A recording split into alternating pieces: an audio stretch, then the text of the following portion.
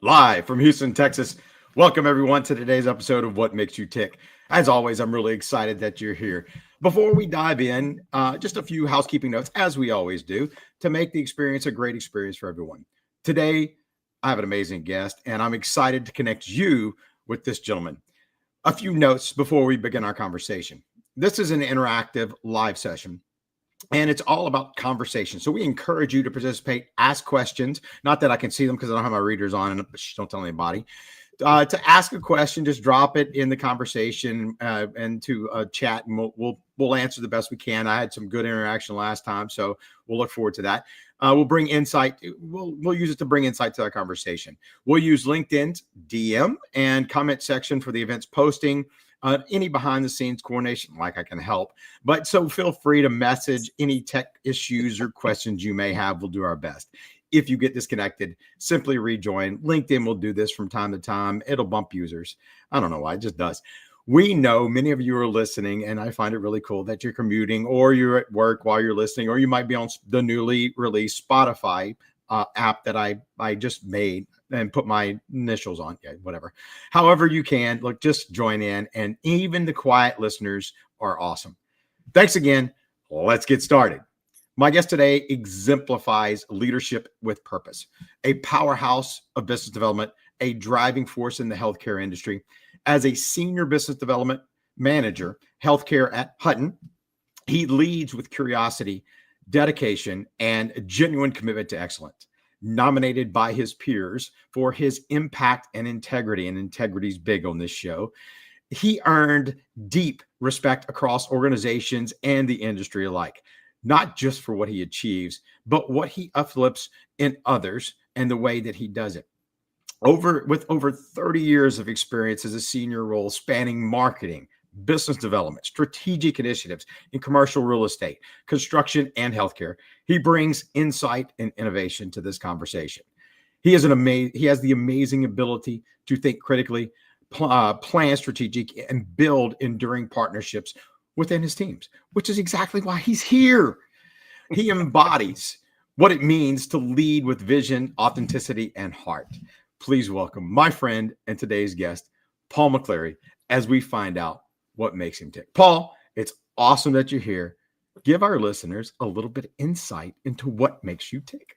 Well, first of all, thank you, Bryan, for thinking of me and including me in the podcast series. I'm excited to be here and hope some of the stories resonate and are on point. So, what makes me tick? I usually this is where people talk about their why. That's not what I'm going to do. I'm gonna actually answer your question, which is what makes me tick. And I just really love bringing together people who don't yet know each other but really should. Mm-hmm. And what that unleashes, you touched on it. I live, work, and frankly play at the intersection of healthcare, patient care, and commercial real estate development, construction, project delivery. The Hunton Group is a family of companies. Goodness, Houston-based, 44 years, and Wow. touches all the wonderful things that make facilities safe and operable and comfortable and future proofed.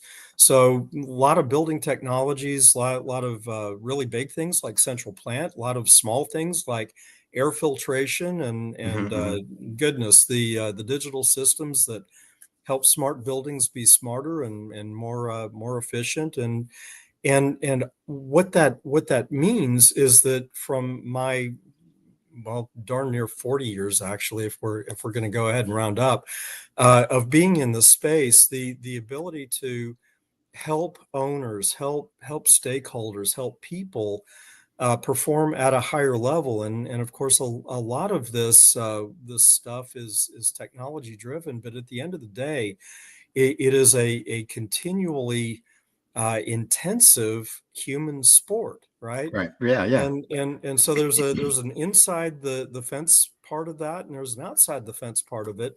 And if you do it really well, it's all seamless and fluid. And so at this stage in my career, I get to look, back through the decades and see the teams that I was privileged to be a part of back then, and glean some wonderful best practices, and maybe learn some new and more elegant ways to attack, Hmm. whether it's problems or resource or strategy, or just encouraging folks to soldier on, even though the slog through the swamp looks unrewarding in the moment, but better things are in fact ahead. Mm.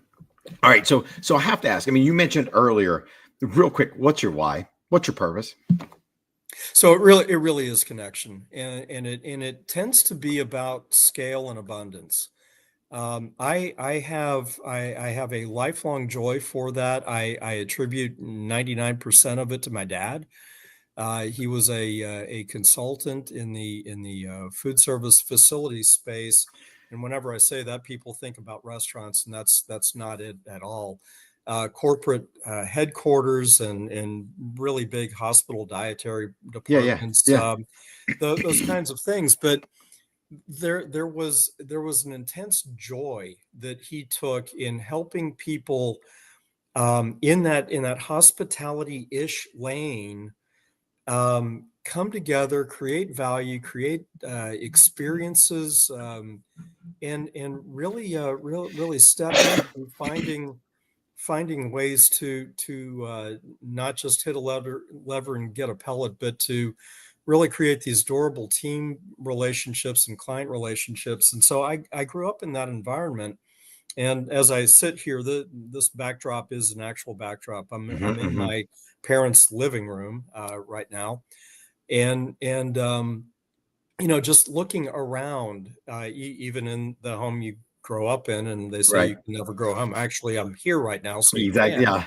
But but the images and the snapshots and that history of these iconic projects that Dad worked on, that some of which I got to tag along in various points in my early career, Yeah. Yeah. and just the impact that the people, the sponsors, the clients, the project teammates had in shaping all of that.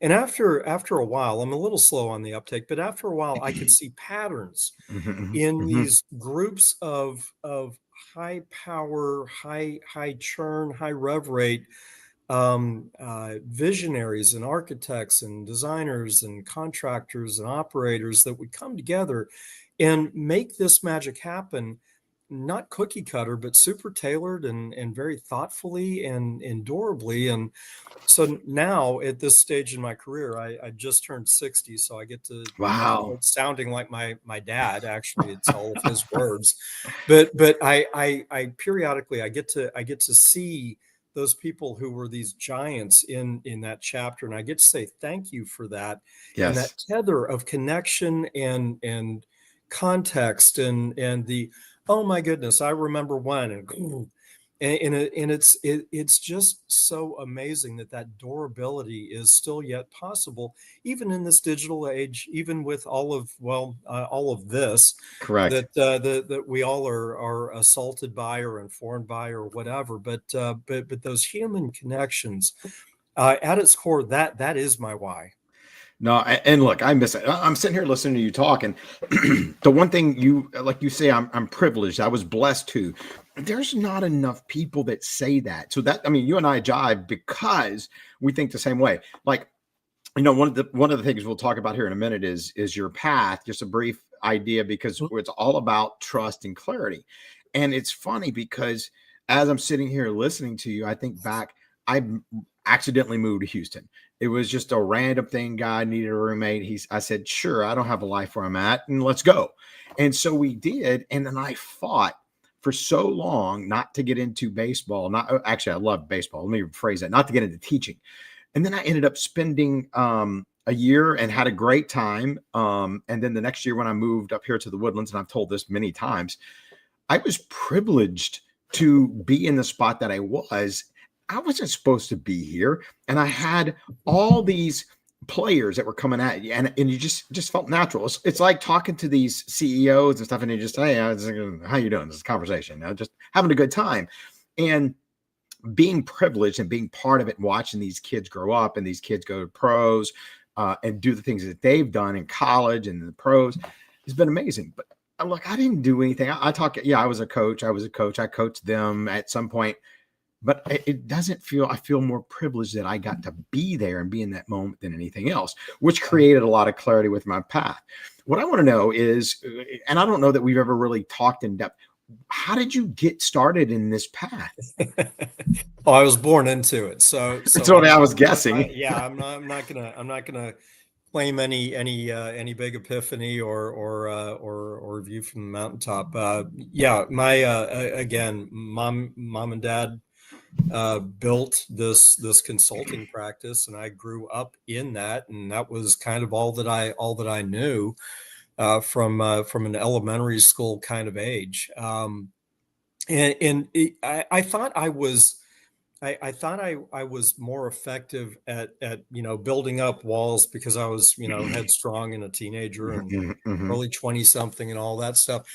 It all seeped in, and, and I don't know nature versus nurture, how much of it is DNA and how much of it is what you watch. And the reality is, for me, it was 100% of both. So I had Mm-hmm. really no choice but to jump in, and I got to spend 15 years working with my dad. Wow. And as an adult, to recapture all of the things that a lot of kids don't get back.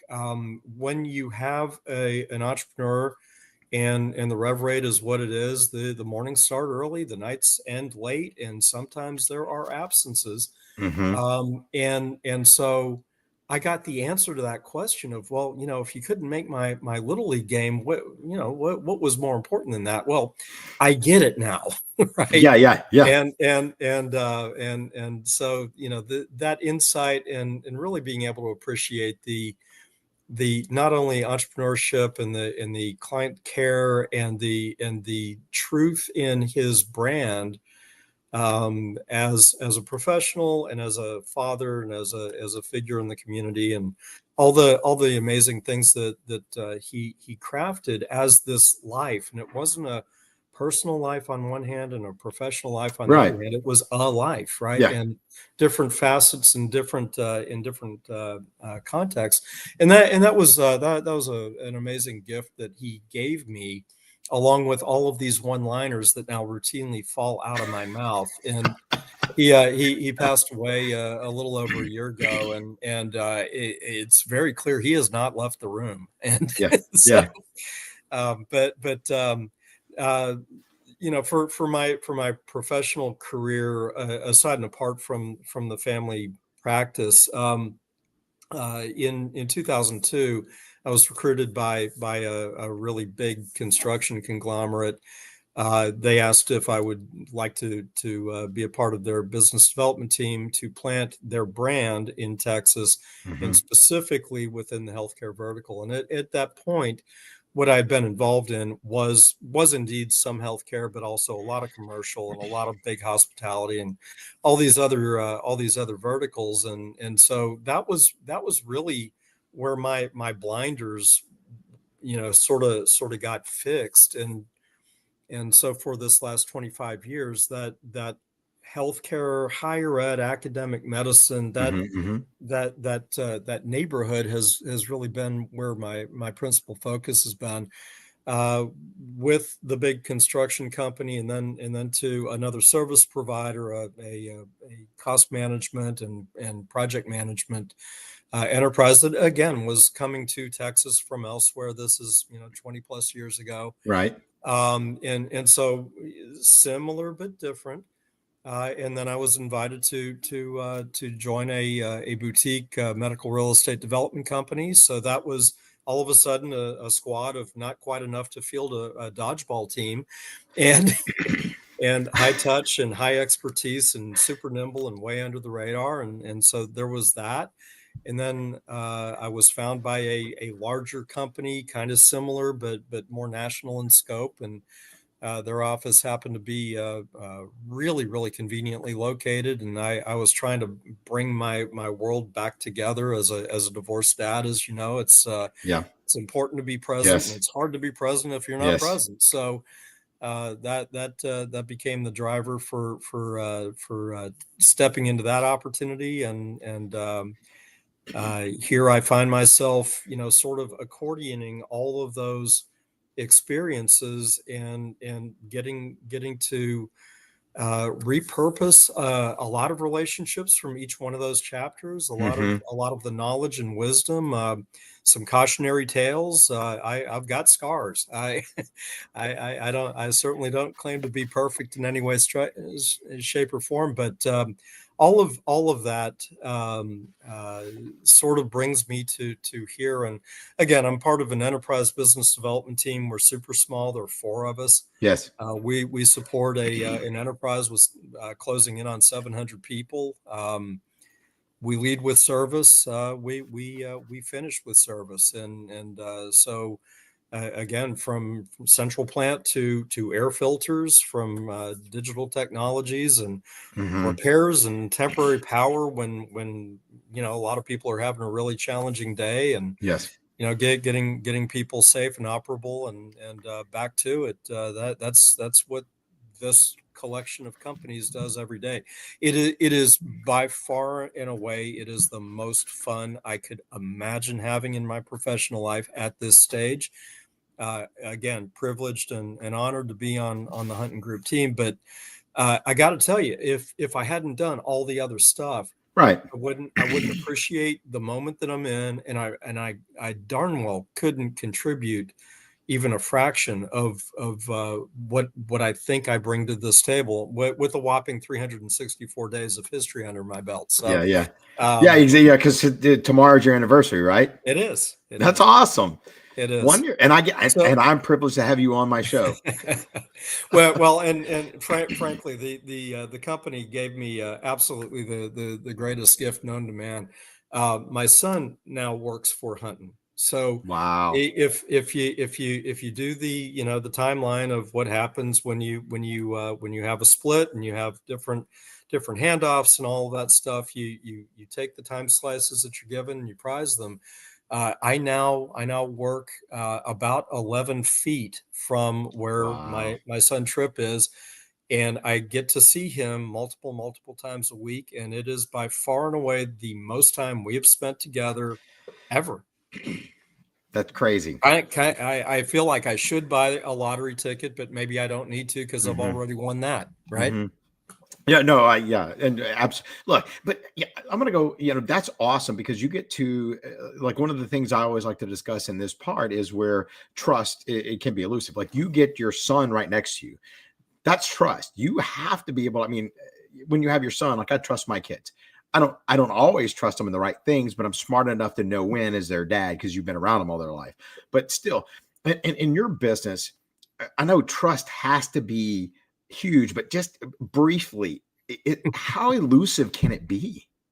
Well, I think a couple of things. One, and I'll ascribe this. I think it's a Warren Buffett statement where he talks about building trust over the span of decades Yes. and having it be able to Mm-hmm. be dashed in a single conversation. And Mm-hmm. that is what is so fleeting about it. And in business, I like to think that I have built my personal brand over all these years, and am I perfect? No, but am I going to do the right thing as best as I possibly can every single time? You betcha. Yes. Yes. So when you're a person, right, Mm-hmm. you're in charge of you. When you're a brand, well, in a tiny enterprise, you're maybe not all that hard to replicate, but when you start getting into these larger organizations and where you have a lot of different ways of customer facing and promises kept kind of need to be promises made, right? Right. It should be. And what does that mean and what does it look like? And then you have contracts and you have regulations and you have Mm-hmm. these other things that sort of filter in. It can get pretty tricky. Now, if you if you have a culture, right, that is built around performance and client care and all those things that are good and right and proper, you'll usually end up making or doing the right decisions or the right Hmm. Hmm. actions, right? But that starts at the top and it goes all the way down, and everybody more or less needs to be on point Hmm. to the degree that all the time is a is You have a to. full It has thing, to be right? because you have to be able to trust each other. And that is internal as well as external, and it's very fluid. And that really is that's the human part of the sport of life, of the sport of business, of the sport of all the things that we do on a day in day out basis. um, Driving, right, Right. there's a paint strip keeping us from a head on collision at Uh-huh. really high rates of speed with really big vehicles, right? That's trust. Uh-huh. That's trust times And many 50 people don't million think of it times that every way. day, Yeah, exactly. right? So I think the other part of the trust thing, again, I've spent now a quarter century in the healthcare vertical, Yeah. interacting Mhm. with leaders and patient care providers and occupiers and operators and managers and payers and the folks that float around in that ecosystem, and there's a lot.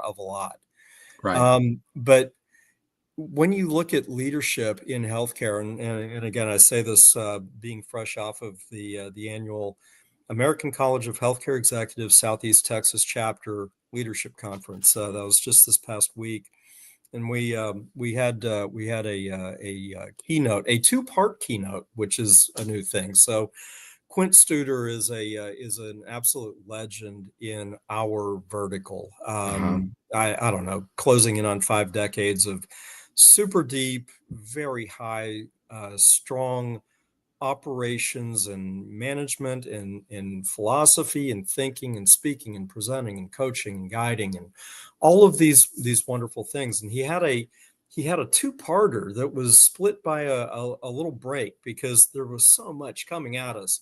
I know the planners knew that we were going to be overwhelmed and just needed to step out of the room for a moment. But Uh-huh. one of the things that he advocates for and is legendary for doing is modeling the kind of transparency, vulnerability, and accountability, and also creativity and strength and Mhm. durability and Wow. resilience and all those other things. Jeez. And he is all of that in human form, and he is incredibly accessible, and he is genuine and generous with his time, his thought, his sharing of stories. And he recently wrote a book called The Human Margin, Uh-huh. and the topic is all Good about lead in. trust, right? And I would be lying to you if I told you that I've already devoured it cover to cover. I have not. I'm on like page 4, but I'm gonna, because the weekend is just around the bend, and it seems to be a reasonable task.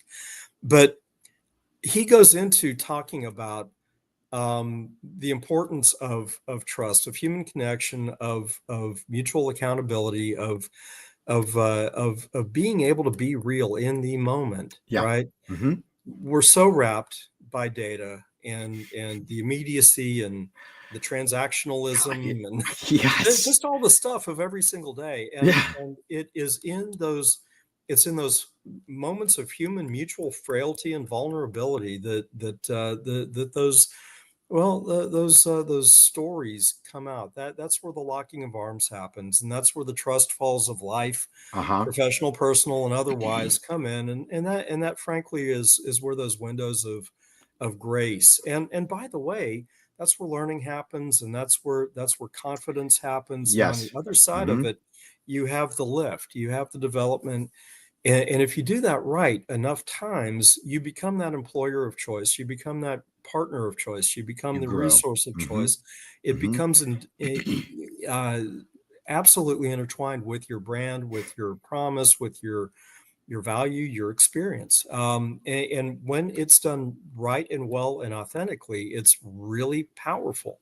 Hmm. When I was with the big construction company, one of the things that senior leadership talked about was behavioral differentiation.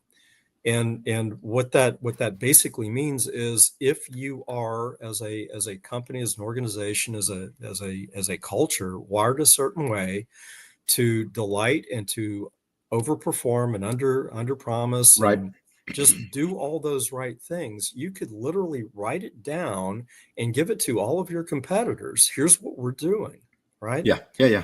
And if it's authentic, it's a great cookbook. But if it's not, it is seen as plastic and fake Uh-huh. and bad dinner And, theater. and, and it comes And off across that way. it People does, know that. and it will fail, first of all, Yes. but Yes. it will also alienate those that feel that it's disingenuous, and they will go Hmm. elsewhere. Hmm. Yep. And for those that are left behind, they will revert to whatever plan A was, before that initiative. And it's funny Um, how all of that goes together and people don't even notice. Or you might have some time where you get by and it looks like, oh yeah, this is going, and all of a sudden it just falls. The legs fall out. it's hard to do that much acting. It, Hmm. it it just is, But and people most still do people it. aren't that good at acting. Hmm. So if you are really trying to capture that essence of what trust does mean inside the camp, and Yeah. again, in a high performance, high reliability organization where there really are no timeouts and there are no do overs and there are no pauses. Again, last week was a busy week on the circuit, but there's an organization called the Association of Medical Facility Professionals, AMFP, and they had a really wonderful design panel on designing for care provider care. And you think immediately around mental health, and you think about the recharges and all of Hmm. those things. But the when those things are not right, when a team member is overloaded or is dealing with the aftermath of a trauma or losing a patient, this doesn't have to be a doctor or surgeon or nurse. This could be a support staff member. Those bonds in the hospital setting it's like summer camp. You remember summer camp where we'd go away someplace Yeah. for like Heck a yeah. week, and you'd Yeah. have the best friend for life on the backside of it. And by the way, I still have some of those friends. Yeah. So that's real. But when you add anxiety and pain and truly potential loss of life or loss of function, or all just the melee of tragedies that play out, room after room after room after room, for those care providers and support team members, it's a really big deal. And so knowing that there's a team structure, knowing that, hey, look, Sam, I Yeah. I Hmm. see you're Hmm. overwhelmed. Why don't you, take five? I got this, right? That mutual Or part support, of the a team. awareness, Yeah. right? The awareness. But I can't with confidence know that that's going to be happening unless there's a culture built around it that says that's Yeah. a-okay, Yeah. as opposed to suck it up, buttercup, Absolutely. and get on back in there. And by the way, the errors, right? The medical errors, the transcription errors, the medication errors, the unsafe things that come out of the back end of, wow, that guy was just not in the room. Well, Right. yeah, because these things were happening. He needed to take a beat, and there were all of us, and that guy was down at the break room. He was recharged. He was ready to go. I mean, that it's not like you're on an island, No, right? no. And look, I'm sorry. We need to let's do a reset real quick. Before we Yeah. do, I want to get, so what was the name of the book again? So it's called The Human Margin by Quint Studer. Okay. Human margin. But I saw it when you look, and it's funny because the one that I picked for this week for me it's called A Purpose Driven Life. Have you read The Purpose Driven Life Yes, of by course. Rick Warren? I mean, it's a Fantastic. 40-day, and it goes like, for me, it was one of the first books that I read that understood that I started looking at, okay, this is purpose. But it came at a time, like, I mean, both divorced. It came after my divorce. It was the part of one of the paths that I chose to take because I didn't want to go down that negative road. I wanted to go down the Mhm. positive road. I wanted to make, like you said, I wanted to make sure there was something that led to personal success. And that's what a lot of this was about, was discovering God's purpose for your existence. You were created on a purpose, for a purpose, to fulfill that purpose and to live it out. And for me, it was one of those things that I was going to do. And there was a couple of big purpose driven takeaways from it. And one of them was worship. I became better at worship from it. Fellowship, discipleship, service, and evangelism. I'm not so good at the evangelism stuff, but I just need to get better at that. But it's designed for, true meaning, to find a true meaning, to reduce stress, to simplify decisions, everything that you just said a minute ago, and to help to live a fulfilling life. It was a big impact for me. Look, we're already 15 minutes past the first section. So today is my 23rd podcast. What makes you Nice. tick? I know. And what's make you tick is a relaxed, purposeful conversation about trust, clarity, and traction. Why? To help you incorporate purpose in what you do and impact the life of others. How do we do this, or how we're going to do this? By sharing business and personal stories to build a culture of trust, creating a clear, impactful message for leaders, and with the insight to build traction within your life. My guest today is Paul McCleary. And look, before we move on, Paul, I want to make sure nobody see me in a tie, and I'm wearing this tie because my second guest got married in New Orleans, and this is what I wore. I didn't wear this exact same shirt. It's a replica of it because that other one's in the bin. But we went to New Orleans. I had to wear a tie, a suit. I was like, I'm not wearing my suit today, but I wanted to wear it in her honor because she's newly married to an awesome guy, and it's great. Look, one of the things. One of the things I want to dive into, take a little bit of you're doing with a little bit of technology right now, yes, in your business. Every day. You betcha. Okay, so for what we're doing in education and a lot of things that I'm going to dive into, and one of my big learning curves is on AI. I'd love to hear your view, number one, on what AI is, and two, even if you want to start with two first, how impactful is it in the business that you guys do right now? Yeah. Well, we're, again, we're in the commercial facilities space, right? So uh, anything that we touch draws power, right? Mm-hmm. So I don't know about your electric bills lately, but mine tend to go up like Mm-hmm. all the time. Mm-hmm. So if you add more commas and zeros, that's a real business impairment or expense. Correct. At all scales, and whether you're a school or whether you're the airport or whether you're at a hospital, that's a really big deal. And so having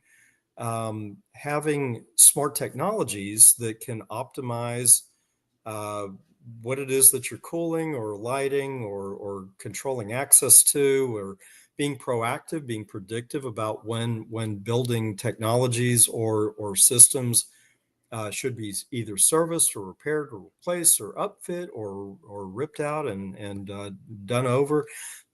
That in my world is a really big thing, right? Mm-hmm. Mm-hmm.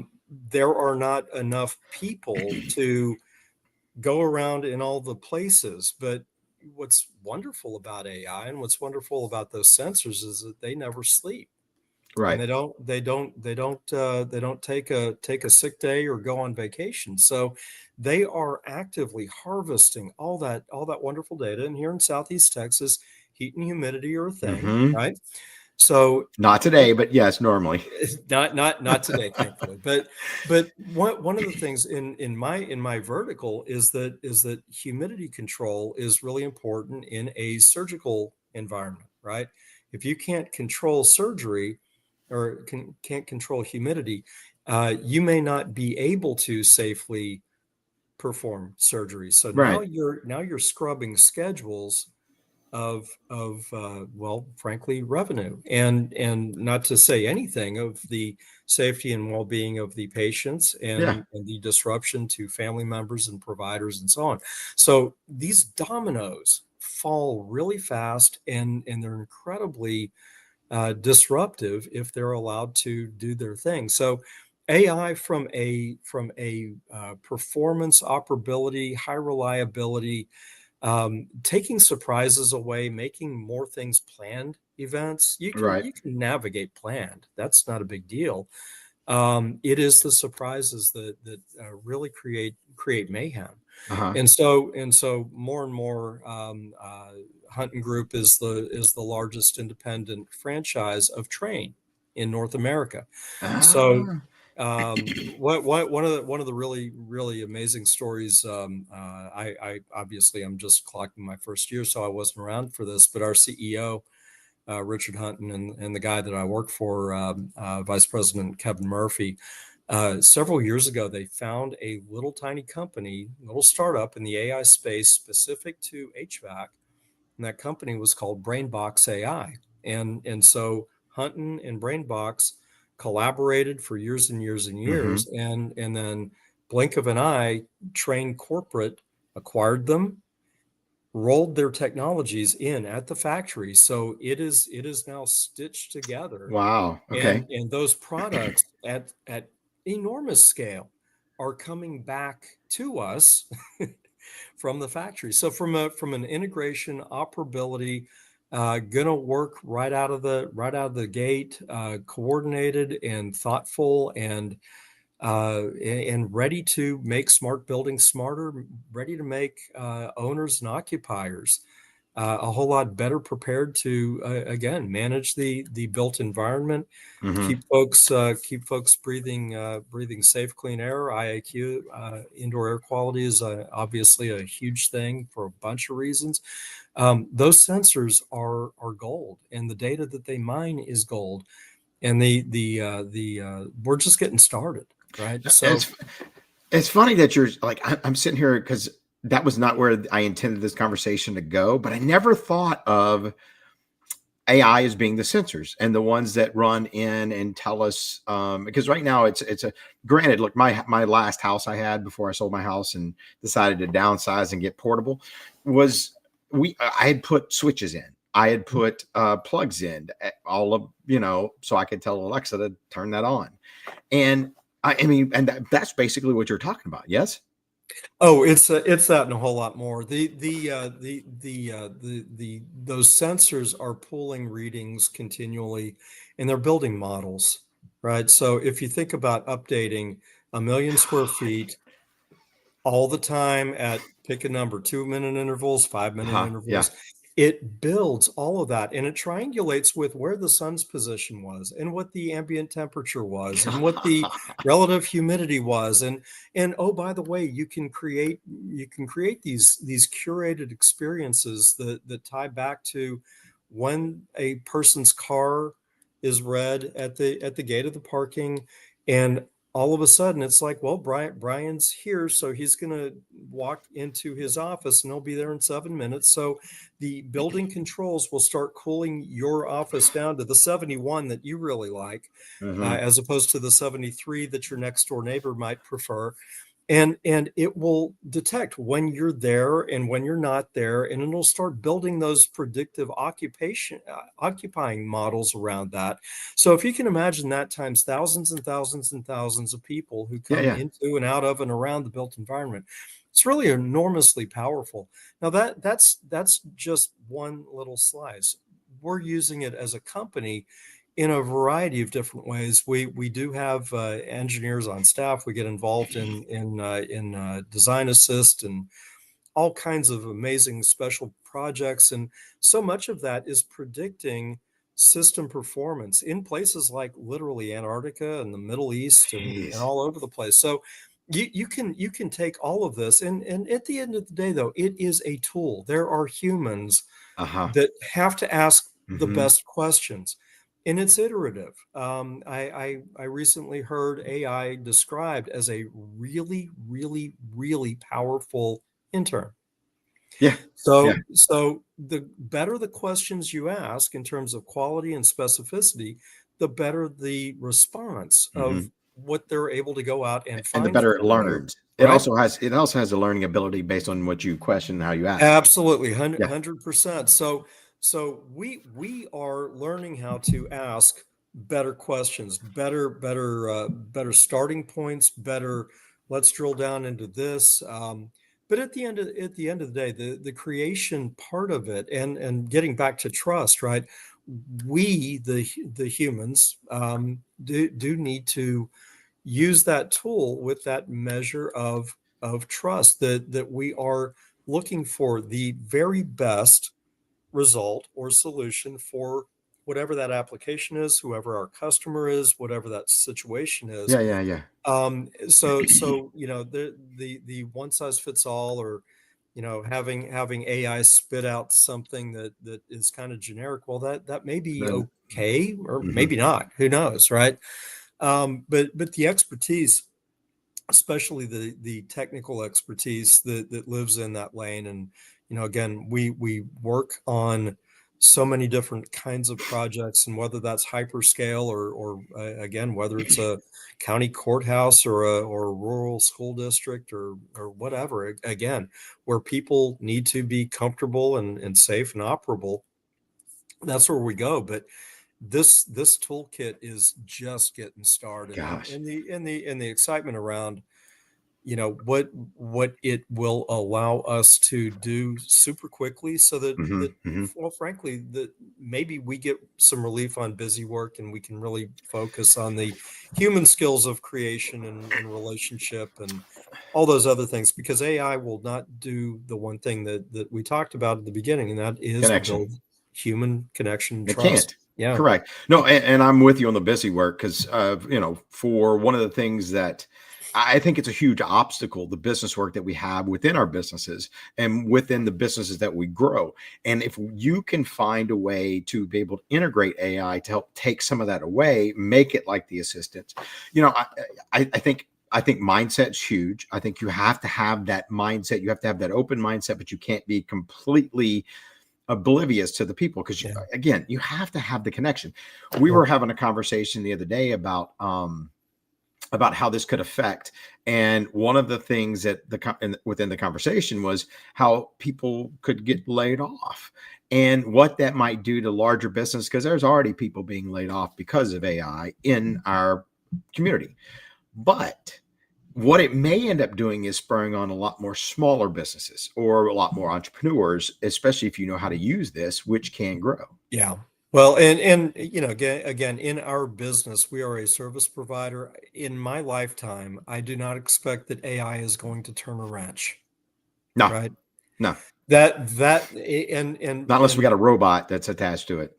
well, and that may happen, but for these larger commercial, industrial, institutional um, facilities in particular, there was huge value in AI being able to say, hey, sensor 12A is saying this might be happening. And by the way, before you roll a truck, here are the parts that you might want to take with you, Uh-huh. because this is the most likely, this is the second most likely, and this is the third most likely candidate for what you're going to find in the field condition. But there is a knowledgeable technical professional that is going to diagnose what's actually going on there in the field in real time. And Hmm. it's great that AI makes it so that they don't have to run back to the warehouse, right? So now we're efficient, we're getting it done the first time, right? Yeah, Right. yeah, yeah, yeah. But the expertise, I think this is the unleashing of human potential, because these are the same folks who are not fumbling around trying to figure out the parts list. AI is handling it, or at least providing a workable draft, right? No, and there's a lot of I've had within the conversations that I've been having, two things come to mind when you say that. One is that AI is not always right. You have to train it still, It's and, not. and it can make mistakes. It's still in its infancy, even as long as it's been around. It's just right now it's exploding. But the other Early. piece, and the other piece is, and we'll get to I'll have here in a couple minutes. I'll have another room reset, and we'll finish up with we'll talk about youngsters. But one of the things that I am seriously seeing and worried about in the group of kids that I teach right now is how dependent they are on getting the answers. And it's like AI could do that if you let it. So they'll ask ChatGPT, and my thing is, good, do it. I'll tell my son who started a business. He just called me while we were on my podcast. I'm like, dude, I'm not answering that. Come on, you know what time it is.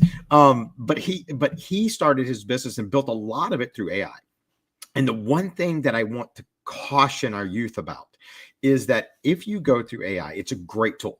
He built his business plan, he did everything, but you cannot copy and paste it, because it goes back to what you said earlier. That's not real. That's not authentic. You have to be able to give it. It does the busy work. It gives you the, oh, I like that idea. Put it back in there and then spit it back out with more of your idea in there, and then alter it. And now it's yours. But you can't just spit it out. And I'm seeing so many of these kids going like this and looking at it, and they want to be repetitive.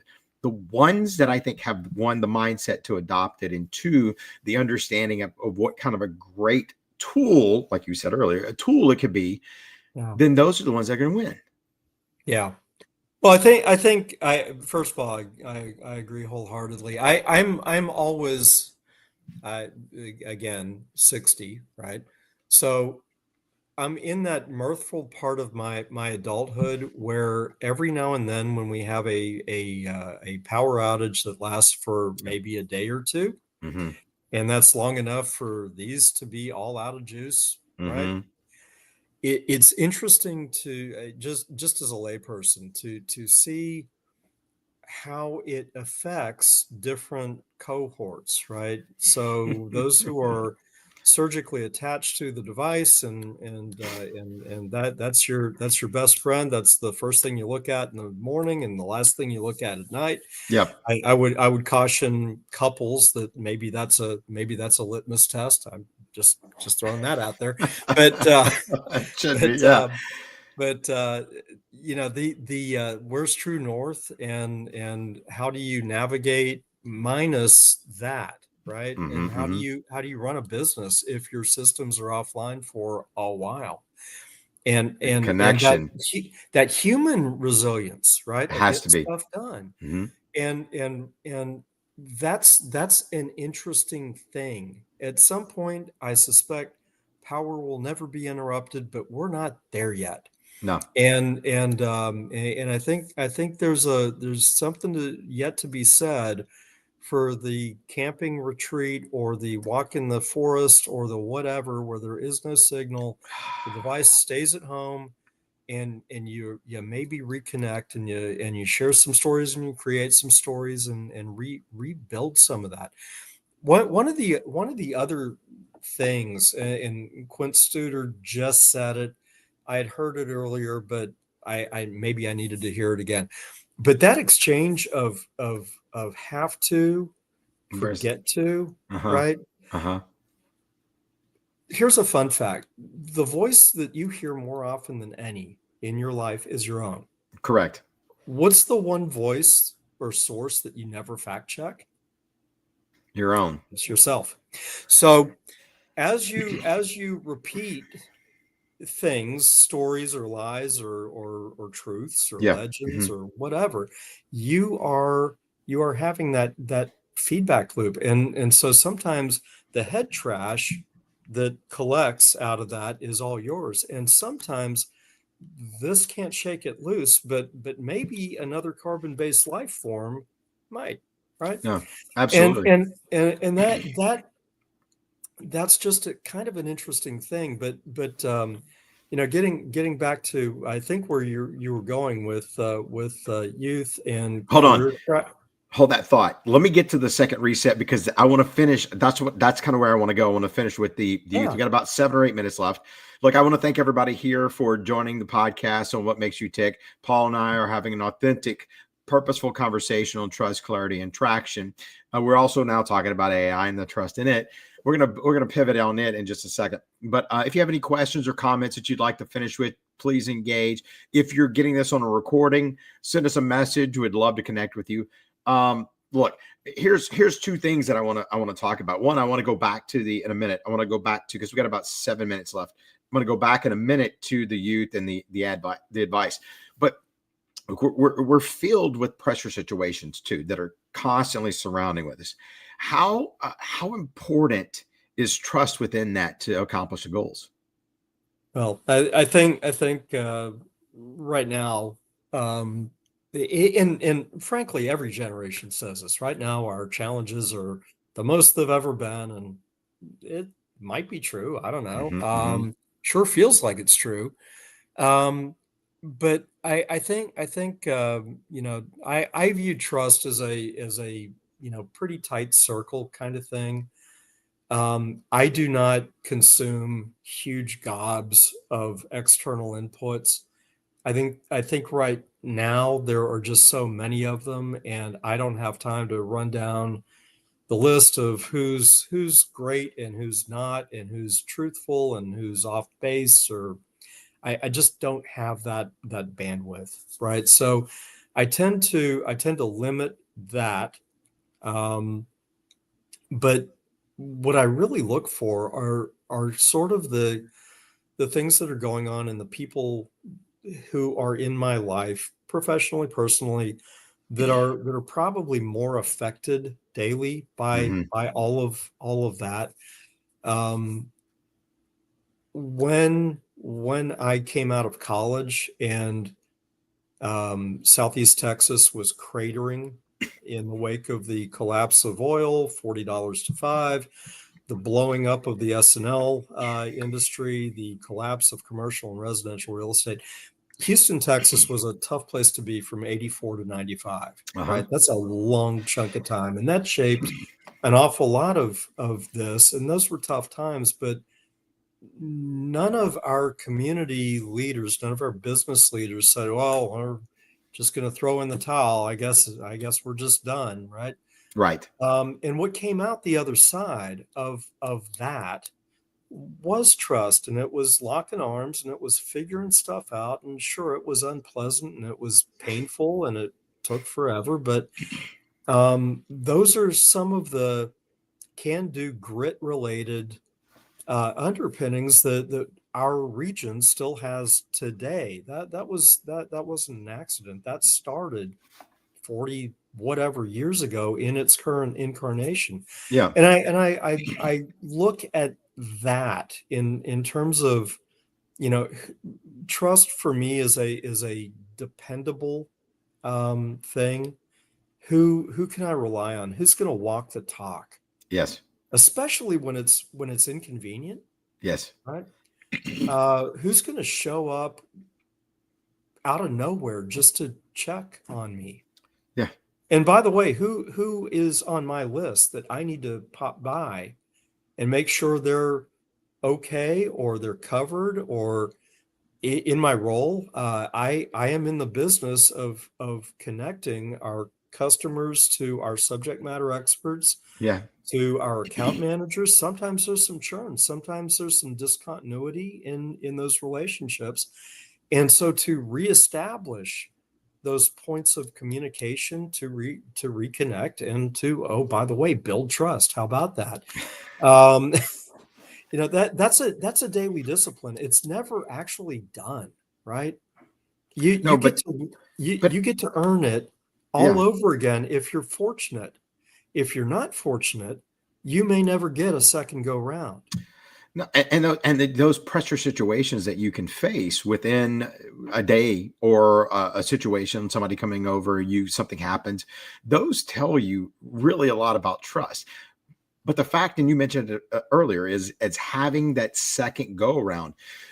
I don't know. And here's my thing. When I did my purpose and stuff, trust was at the top of the list. And I looked at it and went, that's me. That's who I am.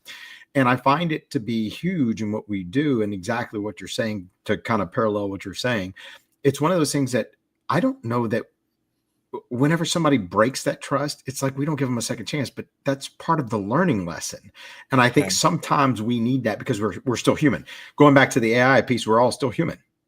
Yes. So look, Yes. we've got Well, about and the thing is that you make an excellent point. So sometimes in the moment, if it's something that's not truly fatal, yeah, that second chance probably doesn't happen immediately. It's going to take a minute, correct. It has right? to. And if it was a willful act versus an accidental happening, those are different camps. A little contrition and a little apology and authentic um, goes a super long way, Well, you said right? it earlier. Sometimes the voice we always hear is our own. And sometimes our own is not trusted. So we might make a decision in the moment because of our non-trusted, even though we trust it voice tells us to do That's like something. double negatives right there. It's just stop. Exactly. No, look, hey, we got about a minute or so. The one thing that I'd love to hear from you is kind of a two-part question. Is first of all, it has to do with our youth. Um, the importance of trust and clarity, number one, in their lives. How important is that? And two, how important it is to find and chase your dreams. Well, I'll start actually with that second part. If you can articulate it, you can probably do it, right? A lot of people have a very difficult time, myself included, Yeah, of same. being able to say, here's what I want to do, here's what I'm all about, this is what success looks like to me, this is what fulfillment looks like to me, Hmm. and then somehow architecting the path around that or the people around that. I'm actually and this is a fun exercise for me. Um, some of my friends, literally four and a half plus decade relationships, who have either spouses or children that are making a pivot or Hmm. considering, what's next and where do they go and all that. Yep. Um, those are interesting conversations. The way that I approach it today is altogether different than I would have even a half decade ago.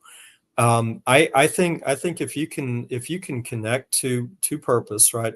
So again, stealing Quint Studer's comments on this. Uh-huh. Some people focus on passion, Yes. but they may or may not be very great at what that passion is. So this is how you get the guy who's all about being a bowler. And I'm a horrible bowler, so I can say this with love in my heart. But if I wanted to go pro, bowling like a 12, Uh-huh. that would be a very short-lived career. So meshing passion with purpose and the grit and the mastery and all of the things that it really takes to operate at a high level, that it's that pairing and having the work being fulfilling, not drudgery, not burnout fodder. It's just, you gotta do it. What is it?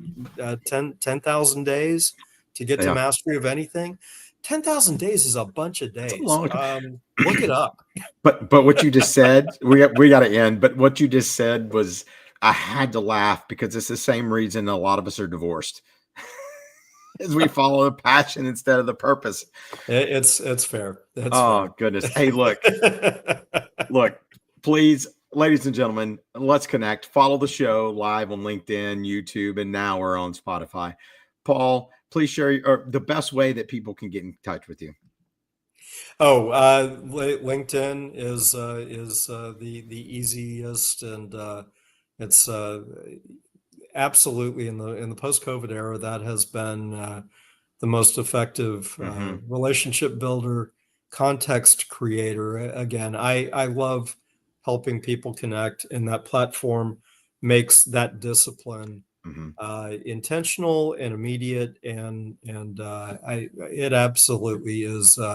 It brings me joy, but delighted to know how I can connect and help and be a Yeah. resource and all the And I'll good have a things. post going out afterwards so you can comment and drop your LinkedIn in there so that people can easily connect.